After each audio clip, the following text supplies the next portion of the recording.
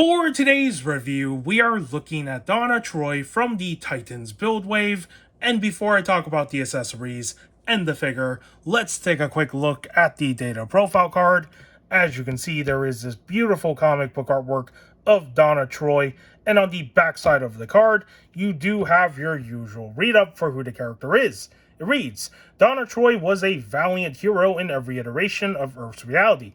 She has fought injustice in the Teen Titans and their adult incarnation, but her origins have radically shifted in every instance. She discovered the horrific answer. She was not an Amazon, a human mystically empowered, or even a small girl, raised and modified by the Titans of Myth. After the return of original Kid Flash Wally West began unraveling malicious alterations to the time stream. Donna learned that she was not even alive, but a construct of clay animated by magic, an Amazon golem created to destroy Princess Diana if she ever went rogue. And that's a pretty good read-up on who Donna Troy is as a character. And let's move on to the accessories that are included with this figure. So unlike Nightwing, she does come with at least one accessory in the form of her sword. And as you can see, there is some nice sculpted details on this sword that you can see, but it's covered up by this dull plastic gray color, and I don't know why they decided to paint the entire thing in the same color. Like, at least give the hilt a different color if you're gonna do something like this with the blade part. To me, this is just a very lazy painted sword, and I'm definitely going to do something about this in the future. I've already fixed a lot of the other sword accessories that have came with some of the other figures I have. I just haven't gotten to this one yet, but I will soon enough. So there is the sword accessory. And for what else she comes with, she did have two of the pieces for Beast Boy. She came with the right arm and the left arm. And that's pretty much it for the contents in this box, because the last two items, of course, is the DC figure stand and, of course, the card that we just went over.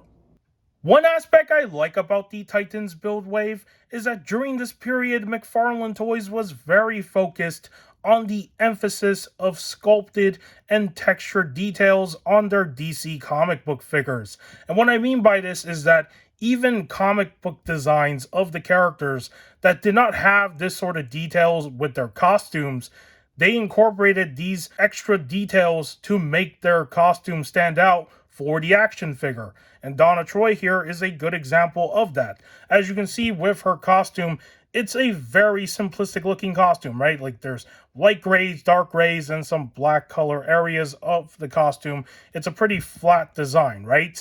But having this sort of texturing detail as well as these sculpted elements to it makes it stand out. So for the torso area of the figure, you can see that there's texturing on the front side as well as the back side of her costume. And up here for the top part, there is some sculpted lines that are present, and you can also see the strap that connects to her shoulder armor. And for the shoulder armor pieces, there is sculpted details of battle damage on it to make it look like it's worn. And that's another thing I like, is that all the armor elements of her costume has these sort of sculpted battle damage design with the gauntlets here. Of course, even the belt has it, and even down here by the boots. Now, of course, the paint details for these armor pieces could have been done a little bit better instead of this sort of like plastic looking gray color. But yeah, they didn't do a bad job when it comes to the sculpted details that are present on them. And another cool element here is that these stars on her costume are also sculpted. So in most cases, you would think that these were printed on, right? Because that's something that they do a lot now. But no, these are actually sculpted, and there's also texturing within the stars. And also this tiny little star right here by the side of her waist area also is sculpted. It's just crazy how the details are all just there, and it's done in a way that they don't do anymore with a lot of their recent comic book action figures. Like, some of them still have it and some of them don't. So that's something I do want to point out. Looking at the head sculpt of Donna Troy, I think they did a pretty good job with the overall sculpting of the face. The only downside is that the facial expression shows that she's angry 24/7, and this is one of those cases where she could have benefited from an alternate head sculpt. As for the hair sculpting, they did a pretty good job there as well. And that's pretty much going to cover all the aesthetics for Donna Troy. And let's move on to the articulation of this figure. Starting with the head sculpt, you're not going to get much range of motion because of the way that the hair is sculpted. She cannot look up, she can't look down, she can't even turn her head facing the left direction. In terms of facing the right side, it forces the head sculpt to look downward, and that's pretty much all the range of motion that this head sculpt has. For her arm, because of the shoulder armor, there will be hindrance. She can swing them up this much. She can swing forward like that. She can swing back, but she cannot swing 360. She does have a bicep swivel up here. She also has double jointed in the articulation, and she also has articulation in her hand, as you can see with the wrists, and swivel. And for her torso, she does have a little bit of a rotation on the top half, as you can see. Not much in terms of leaning forward or leaning backward.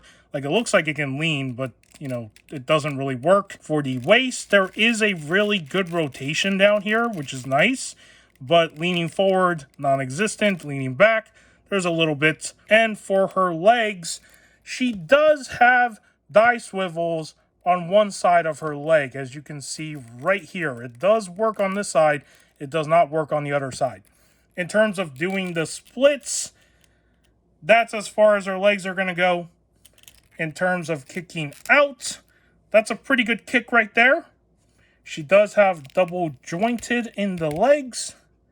And she also has articulation in her feet, swivel, and toe articulation. And that is pretty much all the articulation of the figure for Donna Troy here. And now I'm going to move on to some comparisons. I forgot how much of a pain in the ass it was to equip that sword accessory into her hands, but it's done. All right, let's start with the first comparison. Here she is next to Starfire, and as you can see, she is taller than Starfire, and Starfire does not want to stand at all today. So there's the first comparison. Here she is next to Raven, also taller than Raven in terms of the scale. Here she is next to Nightwing. Just get him into the frame here. Yeah, she is taller than 3 members of the Titans in terms of her scaling. And for the last comparison, here she is next to the Build-A-Figure Beast Boy. And as you can see, he of course towers over all of them. But yeah, they all look good together on the shelf when you have them next to each other. And that is going to do for the comparisons for today's review. If you found today's review informative, do give this video a like. If you want to subscribe to the channel for more action figure content and whatever else I do on here, it would be much appreciated. And with that said, take care and I will see you in the next video.